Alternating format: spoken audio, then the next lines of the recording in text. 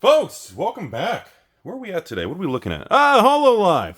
Let's see here. Some whites back there. Oh, Force. Oh, look at that.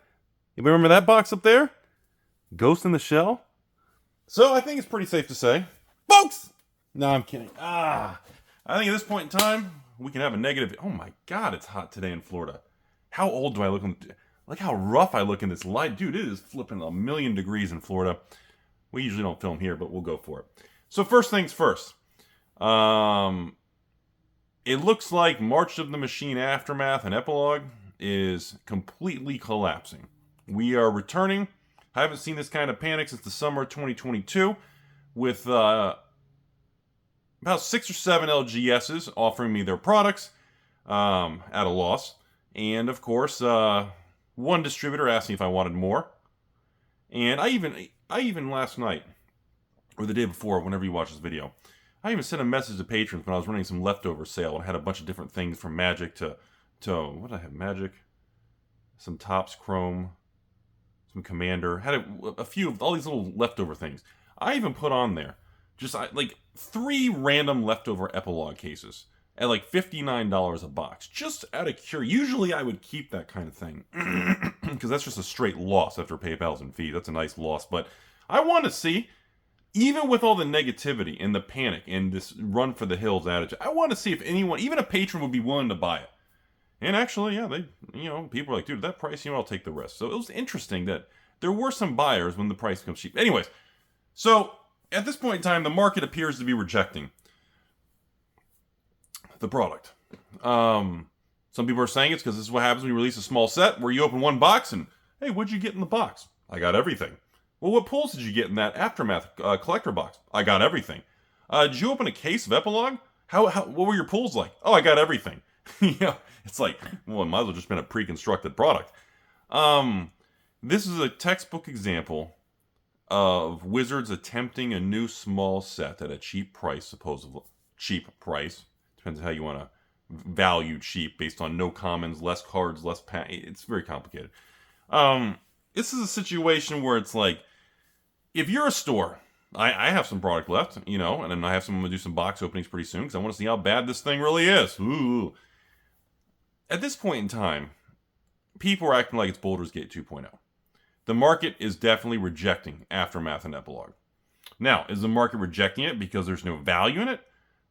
What's really strange is like on TCG Player, the single cards in the set are definitely selling a lot better than the sealed boxes. Like the sealed boxes on TCG Player are barely selling at all. Like when MetaZoo Native is selling like the same amount of sealed booster boxes per day as the new Magic set, the market's probably not very happy with the Magic set, considering that the player base is 400 times larger than a small CCG like MetaZoo. And if you're selling like 1, 2, 3 boxes a day on TCG Player, like that, for an IP this bad, this is the market really just giving the middle finger, not being happy with it. Now, you'll notice on a negative topic like this, in a product, the first product of 2023 for Hasbro Wizards of the Coast to collapse, you'll notice the title of this video is going to be, Aftermath and March of the Machine collapses, or everything, panic sets in. You will notice, if you want to learn something about the internet, you can pause this video, look at my YouTube channel, look at the views on the last 7 videos, and then watch the views on this negative video. It's very fascinating interactions and data and just the way the algorithm works. It's fascinating in our culture. So, but that is what's happening. There is no way to sugarcoat it. The market is not happy with the product. I personally thought it was going to at least hold stable as it was a week ago or 2 weeks ago, but I was even wrong about that. I didn't think this thing was going to skyrocket, but I thought because of the fact there's actually some decent cards in the set, I didn't expect, this level of pessimism and negativity. It's been, I guess, a whole year. I guess last summer, and it's been since 2022 since we've seen this level of negativity. So it looks like we have our very first full-blown dumpster fire of 2023, and it's going to be very interesting to see how the market and how everybody handles this product in LGSs. Now, now that we've gotten all the kind of the hot topic, too long didn't read, kind of that quick, drama out of the way, let's really look at this product. So this is what we know. It's a small product. Product's small. You get less packs, less cards. The set itself is small. We also know that they printed substantially less of this, intentionally, And they went into this knowing it was going to be a softer, smaller product. Now that is very different than what happened with Baldur's Gate situation, where everybody went balls deep, including this Timmy right here. And the product just, and then of course they raised the price through the roof, and we had a perfect storm to the ultimate disaster of the summer of 2022. And then of course the Double Masters comes out, or Quad Masters, whatever Masters it was. So this time around, we have a small set, some actually decent cards in it, lower print run, and in this situation, there's not draft set collector. We just have epilogue and aftermath. So there's less also products within the product line. So it makes you wonder if the store cost for these boxes is like $65 a box. If these things tank to like $55 or $50, where's the point where it's like, okay, you could just start opening these because it's not hard to get any of the chase cards. So that's where it gets pretty interesting, because you're seeing a good sell-through of the chase cards of this set on TCG Player. Like when you look at the top 10 cards that people are buying, they're selling every day. Not one sale in a week or something. They're selling frequently, like on a multi-pass.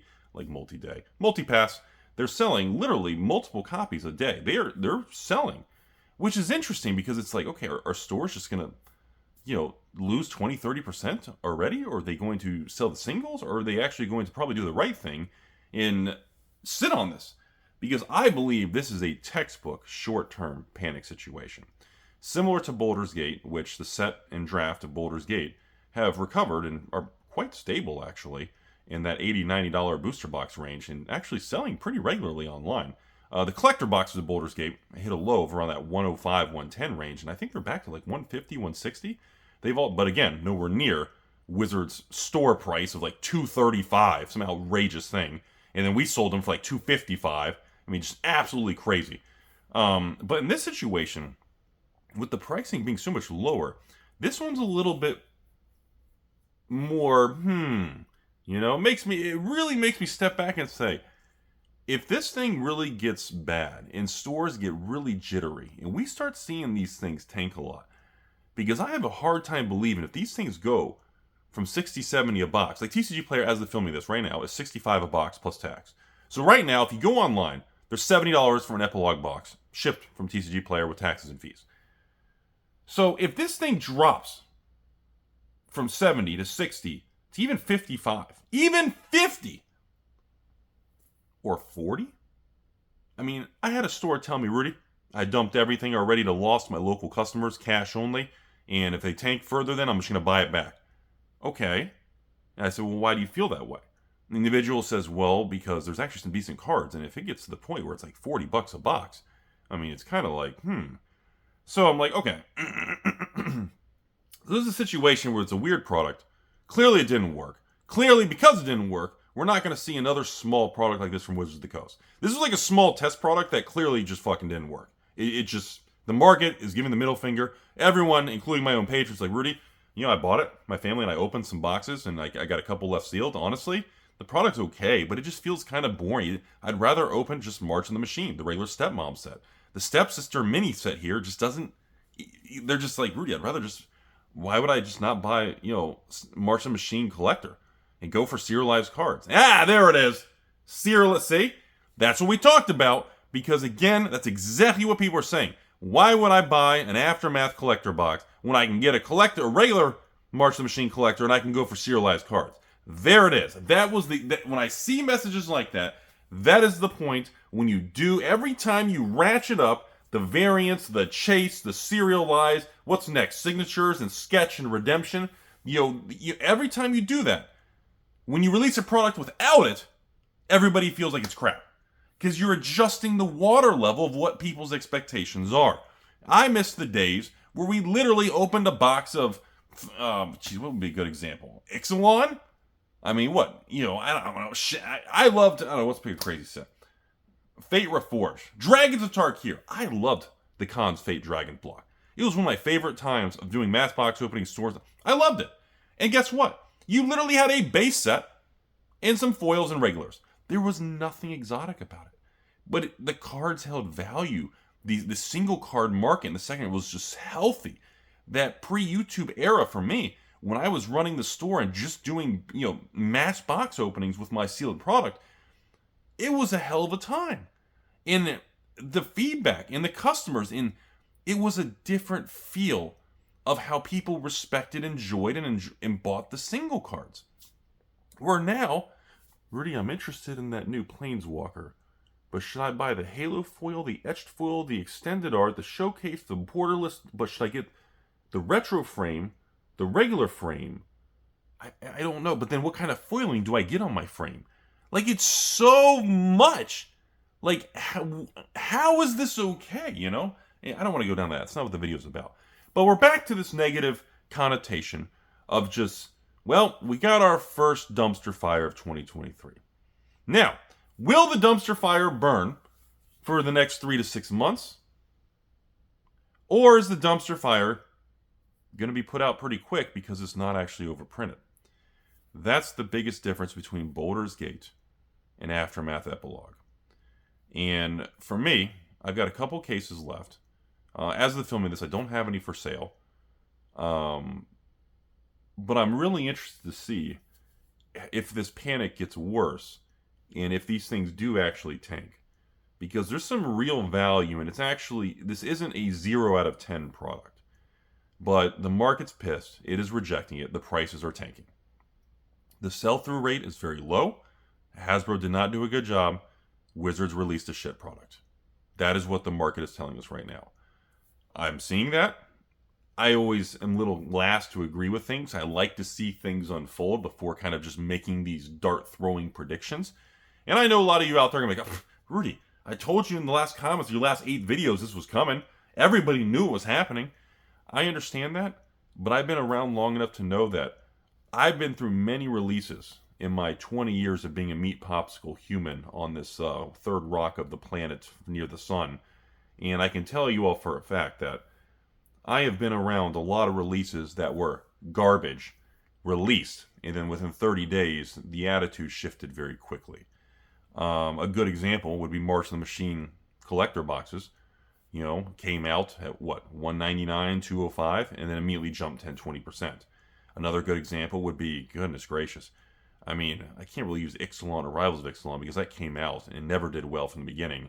But then after a year went on a print early, and then it just skyrocketed, and everybody loves it now. There's so many things that are weird.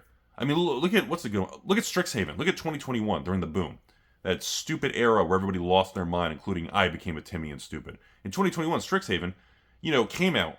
Huge success. Monster success. Everybody loved it. Mystical Archives went to a penny a card. It was amazing, right? Goes by a year or two.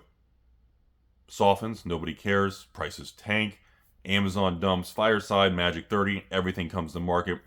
Reprices everything. Everything goes to hell, right? Now, mid-2023, I get messages all the time. Rudy, I see your background. You've got at least a pallet or two of Strixhaven Draft, which means I know you've got some Strixhaven collectors, and there's barely any on the open market, and the prices are going up. And yeah, Timmy, you're right. I am stuck with heavy bags of 2021 era product. You guys remember that term from a year ago?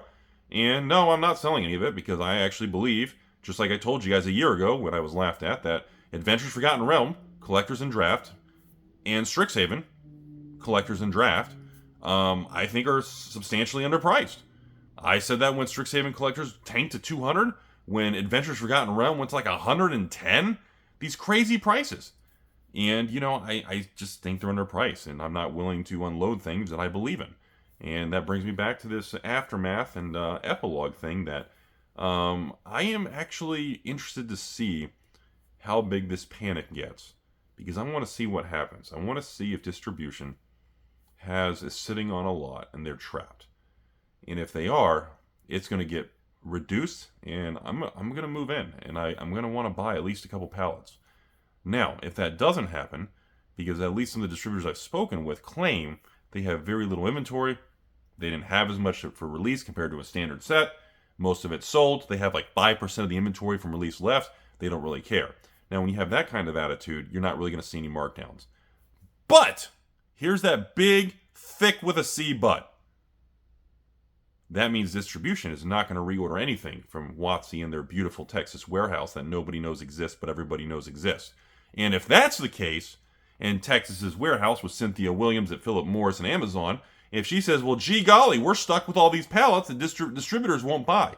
And instead of being a smart individual, she'll engage full Timmy mode 5000, and instead of offering to distribution and LGS at a reduced price, she will just say middle finger to all of you, and she will go back to Dr. Cox and say, we need to move all this to Amazon direct to consumer.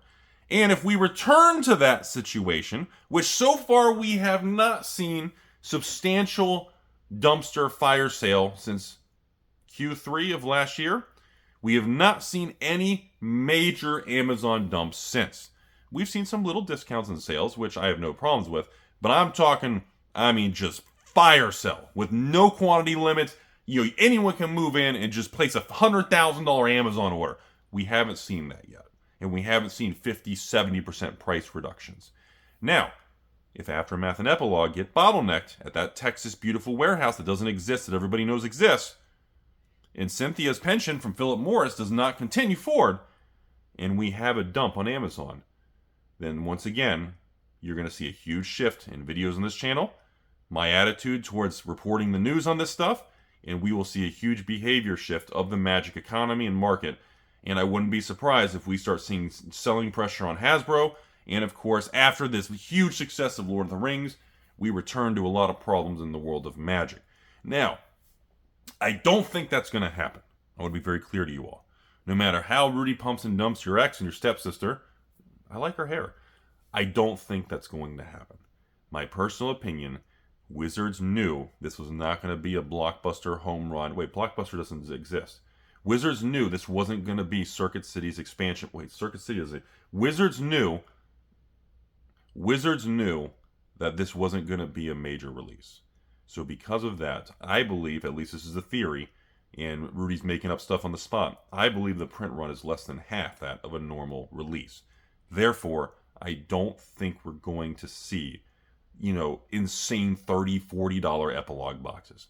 Now, if I'm wrong, you're going to see me filming videos with fucking buying it all. Because if I can buy epilogue in pallets of that shit for $30, $40 a box, ladies and gentlemen, we're going back to Iconic Masters era, and I hope you have a great weekend. I'm going to head to the get me some tacos with the family. Here's my penis, and as always, folks, have a beautiful day. It is a good world out there. We have our first fucked up set of 2023. I still love you. I don't like your wife's boyfriend as much, but you're good people.